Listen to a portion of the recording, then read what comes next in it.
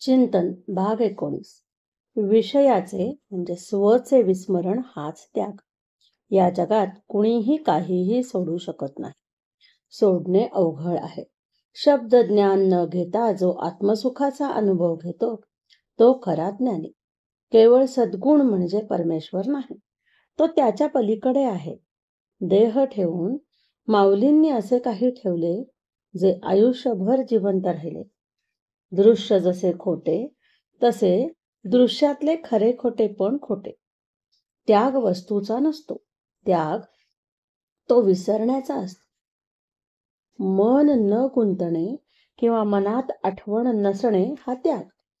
मी विषय विसरलो की नाही हे माझे अंतःकरण मला सांगेल.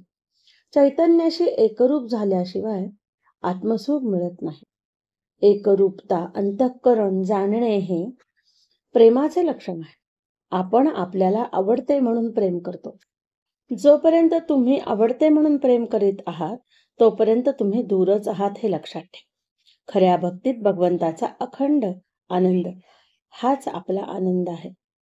आपला आनंद वेगळा असत नाही. माणसं कुणाची भक्ती करतात, स्वतःची की भगवंताची? आपल्या ऐहिक सुखासाठी भक्ती करणे म्हणजे भक्ती नव्हे. श्रीराम समर्थ.